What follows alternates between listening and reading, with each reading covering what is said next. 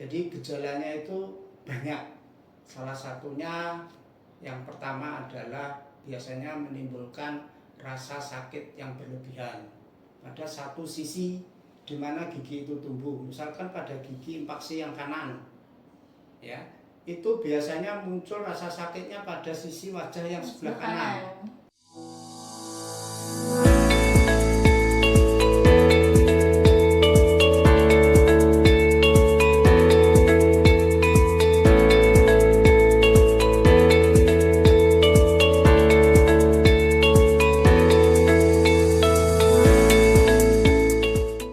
Assalamualaikum warahmatullahi wabarakatuh. Waalaikumsalam. Kembali lagi di Oripod, obrolan dengan podcast bersama saya dengan Denny. Dan kali ini kita akan ditemani dengan satu-satunya dokter gigi yang ada di PKA Muhammadiyah Cipuh, yaitu Dr. Gigi Taufik Hadi. Assalamualaikum dokter. Waalaikumsalam. Bagaimana kabarnya hari ini dokter? Alhamdulillah sehat. Nah, pada kesempatan kali ini kita akan membahas tema tentang gigi impaksi. Untuk selanjutnya dipersilakan Dr. Taufik untuk menjelaskan apa itu gigi impaksi, dokter. Terima kasih Mbak Deni. Sebenarnya kami mengangkat tema impaksi ini dikarenakan di lapangan, di klinik, di rumah sakit itu sering terjadi kasus impaksi. Tetapi pasien tidak menyadari itu adalah bagian dari impaksi. Jadi impaksi ini sebetulnya adalah kegagalan gigi tumbuh atau biasa disebut dengan gigi kejepit. Gagalnya gigi yang tumbuh ini disebabkan biasanya karena posisi rahang yang tidak cukup untuk gigi geraham paling belakang atau biasa disebut dengan gigi bungsu. Kalau orang awam itu biasanya menyebutnya gigi bungsu. Gigi yang paling tumbuh terakhir dan dia tumbuh di usia 17 tahun sampai 21 tahun. Jadi kira-kira di usia SMA sampai usia kuliah itu. Jadi gigi itu gigi yang mulai tumbuh. Gigi itu tumbuh rata-rata menyebabkan rasa sakit yang berlebihan. Itu kenapa hari ini saya mengangkat tema impaksi gigi. Itu Mbak Deni. Oh iya, baik. Kira-kira untuk penyebabnya itu apa ya dokter? Giginya itu bisa miring seperti itu? Jadi penyebab gigi impaksi atau gigi miring itu sebenarnya faktor yang terbesar itu adalah genetik. Ada faktor dari kedua orang tua. Tapi kalau misalkan kita analisa sebenarnya adalah gigi yang tidak dapat tempat ini kita misalkan dalam satu kendaraan bis itu bis itu kita umpamakan rahangnya. Tapi gigi yang tumbuh itu gede-gede sehingga gigi yang terakhir itu nggak dapat tempat. Nggak ada tempatnya dokter. Nggak ada tempat. Akhirnya karena secara logika gigi itu harus tumbuh mendorong ke atas keluar, akhirnya yang terjadi dia terhalang, tidak bisa keluar dari gusi namanya. Jadi komponen di dalam gigi itu ada gigi, ada tulang, ada gusi. Gigi tumbuh itu menembus gusi, sedangkan gigi impaksi itu punya kelemahan untuk mendorong gusi. Jadi kadang-kadang gusinya kebuka sedikit, kadang-kadang malah tidak bisa kebuka oleh karena faktor tumbuhnya itu terganggu karena tidak dapat tempat. Faktor yang lain ya sebetulnya ada, misalkan ada infeksi gigi, di situ ada tumor dan lain sebagainya. Tapi penyebab umumnya rata-rata ya karena memang faktor genetik dari gigi itu sendiri, dari kedua orang tua sehingga dia tidak dapat tempat.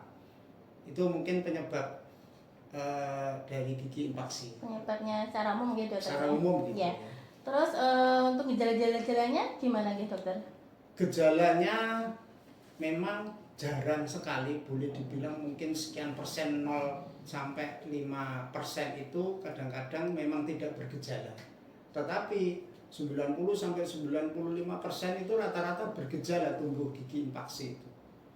Ya. Jadi gejalanya itu banyak. Salah satunya yang pertama adalah biasanya menimbulkan rasa sakit yang berlebihan pada satu sisi di mana gigi itu tumbuh. Misalkan pada gigi impaksi yang kanan, ya, itu biasanya muncul rasa sakitnya pada sisi wajah yang sebelah kanan. Salah satunya adalah mungkin tidak bisa membuka mulut. Yang kedua, rasa sakit, maksudnya pada waktu dia membuka mulut. Yang kedua, ada radang atau pembengkakan di sekitar gigi yang tumbuh. Gejala-gejala itu gejala-gejala yang awal namanya. Nanti kalau itu dibiarkan, tidak diperiksakan ke dokter gigi, maka bisa berlanjut. Berlanjutnya di sini adalah akan muncul yang namanya bengkak pipi. Ya, bengkak pipi ini muncul lagi, gejala yang berikutnya adalah infeksi menjadi ada nanah. Bahasa medisnya ada pus. Nah, kalau sudah mengarah pada muncul pus ini, maka gejala itu akan lebih parah lagi. Itu biasanya dirasakan sampai di telinga, sampai di mata, kemudian migrain separuh, pusing separuh, kemudian bengkaknya mengarah ke leher, dan akhirnya rata-rata pasien yang datang itu pasti harus opnam dulu untuk diterapi dengan cara antibiotik melalui infus dan lain sebagainya. Jadi persoalan ini menjadi persoalan yang serius. Dia harus opnam beberapa hari untuk menyembuhkan impaksinya. Itu gejala-gejala mungkin Mbak Deni yang sering terjadi di lapangan seperti itu. Nah, untuk pertanyaan selanjutnya, untuk cara pencegahannya tuh gimana supaya giginya nanti tidak berakibat ke yang lain, dokter? Jadi pencegahan itu lebih baik pada usia-usia dia tumbuh, di usia 17, usia sampai usia kuliah 21, 22 tahun, itu lebih baik segera kontrol dokter gigi. Ya, kalau sudah merasakan gejala ringan, misalkan kok sakit gigi tidak jelas, kemudian muncul bengkak di gigi yang gusi yang bagian belakang, segera kontrol aja dokter gigi. Kalau belum sempat, ya biasanya pencegahannya hanya sekedar minum obat penghilang nyeri dulu. Yang kedua, bisa dibantu dengan obat kumur untuk meredakan bengkak di gusinya itu. Dua ini menjadi obat dasar. Biasanya pasien tidak tahu harus minum jenis obat yang lain, makanya dia harus datang ke dokter gigi untuk diperiksa selanjutnya. Tuh. Saya kira itu pencegahan awalnya di situ. Nah, untuk gambarannya, kira-kira seperti apa ya dok? Itu nanti penamakannya giginya itu seperti apa? Dokter bisa menjelaskan? Jadi yang umum terjadi pada kasus-kasus impaksi di praktekan maupun di klinik maupun di rumah sakit, itu ada 4 posisi yang sering kita lihat, kita alami pasien-pasien itu adalah yang pertama, posisi di mana gigi ini tumbuh arah 45 derajat. Ya, kalau gigi normal ini gram 1, gram 2, gram 3. Ini yang tumbuh paling terakhir. Tumbuhnya agak tinggi ya, kalau gigi ini tumbuh di usia 6 tahun, gigi gram kedua ini tumbuh di usia 8 tahun, gigi ini tumbuh di usia 17 sampai 21 tahun. Ini posisi tumbuh 45 derajat. Biasanya di medis kita namakan posisi mesioangular, ya, 45 derajat miring gitu.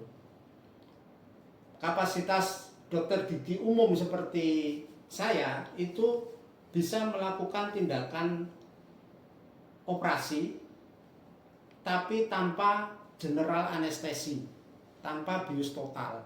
Kita melakukannya dengan bius lokal namanya. Bisa. Kemudian posisi yang kedua adalah posisi dia tidur gigi impaksi. Ya. Tidur ini biasa kita namakan dengan posisi gigi impaksi horizontal. Nih. Jadi benar-benar tidur ini ya, benar-benar tidur ya, tidur nyenyak ya. Mungkin bisa ngimpi-ngimpi juga ya. Kemudian posisi yang ketiga ini adalah posisi dia miring ke belakang. Ke belakang, ya. Dia jadi membelakangi gigi depannya Nah, ya dok. membelakangi gigi. Jadi dia hanya berdempetan di akarnya Dapat, oh aja. ya, dapat di Ini kakinya aja. kita namakan dengan impaksi distobukal atau distoangular namanya.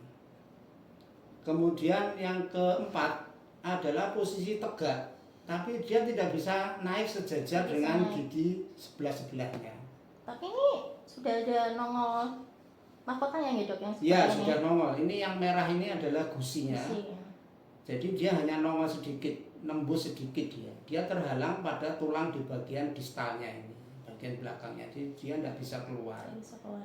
Mungkin dia memang giginya agak besar juga, bisa aja dia tidak bisa keluar. Ini biasa disebut dengan impaksi vertikal namanya. Jadi tegak tapi nggak bisa, nggak bisa ya. Standarnya nggak bisa sejajar. Bisa ini ya dok. Ini gambaran gigi impaksi yang sering terjadi di klinik, dipraktekkan maupun di rumah sakit seperti ini.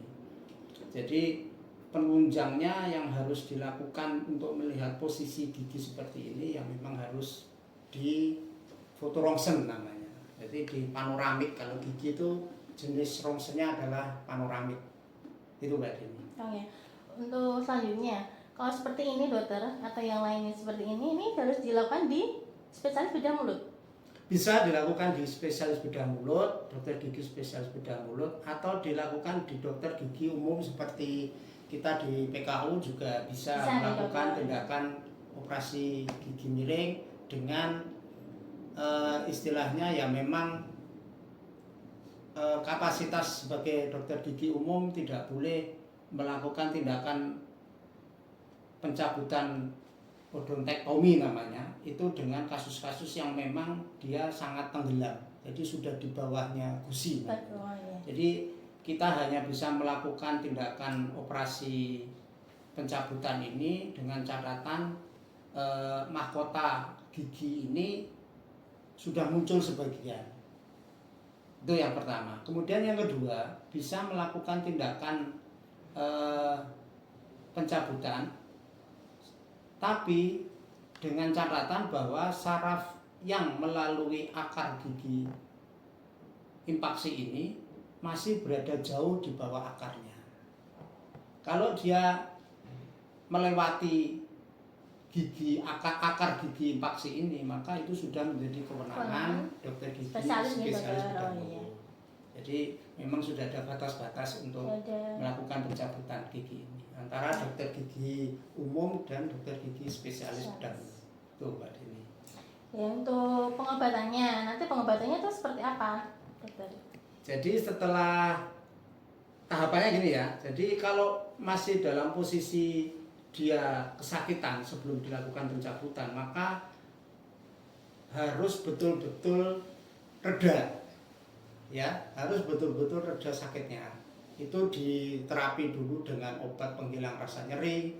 Banyak obat penghilang rasa nyeri itu ada paracetamol, ada asam mefenamat, ya. Kemudian ada diklofenak.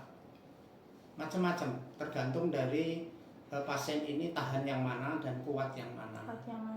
Kemudian ditambah lagi dengan jenis obat antibiotik, karena kalau sudah radang, sudah infeksi, maka memang perlu diberikan terapi dengan antibiotik. Antibiotik ini juga macam-macam. Ada jenis penisilin seperti amoxicillin, kemudian ada tetrasiklin, kemudian ada clindamycin dan lain sebagainya. Ada yang juga sekarang ada cefixin. Banyak sebetulnya untuk terapi-terapi gigi dengan kasus infeksi pada gigi, kasus impaksi ini. Tuh, Mbak Jenny. Nah, baik, tadi sudah dijelaskan sama dokter Taufik tentang apa itu gigi impaksi. Nah, terus kesimpulannya gimana dokter? Menurut dokter gigi impaksi itu harus gimana dan seperti apa? Nanti kalau misalnya ada seseorang yang mengalami gigi impaksi seperti ini. Jadi saran saya untuk penderita atau pasien yang mengalami kasus impaksi ini, mungkin sebelum terjadi kesakitan yang berlanjut atau berlebihan, ya tentunya tadi sudah saya sampaikan pada umur-umur tertentu ini 17 sampai 21 tahun ini, ya satu, sering menjaga kebersihan gigi, ya mungkin gosok gigi yang lebih sesuai dengan aturan sebelum tidur, kemudian setelah makan. Artinya setelah makan itu bisa kita tekankan. Nah, kalau makannya sehari 3 kali ya lebih baik Bisa gosok gosok giginya giginya ya bisa 3 kali kan. minimal kumur-kumur nggak ya dokter Nah, ya. artinya minimal kalau nggak sempat gosok gigi ya kumur-kumur yang keras gitu ya. Biar sisa-sisa makanan yang nempel di gigi, di gusi itu bisa lepas gitu. Kemudian 6 bulan sekali kontrol ke dokter gigi untuk melihat potensi tumbuh giginya itu atau biasa kita sebut dengan erupsi giginya ini sudah pada yang sempurna apa tidak itu ya. Kemudian yang ketiga, dia harus menyiapkan obat penghilang nyeri di rumah. Kalau sewaktu-waktu muncul rasa nyeri segera minum obatnya. Mumpung belum berlanjut ke infeksi yang lebih parah gitu ya. Jadi hal-hal yang demikian ini yang mungkin bisa dilakukan oleh pasien. Itu Mbak Deni. Nah, Sobat PKU, kita share ini sudah dijelaskan tentang gigi masih tadi ya. Kalau kalian mau periksa, jangan lupa periksa ke Rumah Sakit PKU Muhammadiyah Cepu dengan Dr. Gigi Taufik. Itu harinya hari Senin sampai hari Jumat, jam 9 sampai jam 12 siang. Ya, terima kasih dokter untuk waktu yang sudah diberikan untuk kali ini. Semoga penjelasan tadi yang sudah dijelaskan sama Dr. Taufik bermanfaat untuk kita semua. Sekian, kita bisa bertemu lagi dengan Arifahnya selanjutnya. Assalamualaikum warahmatullahi wabarakatuh. Waalaikumsalam warahmatullahi wabarakatuh.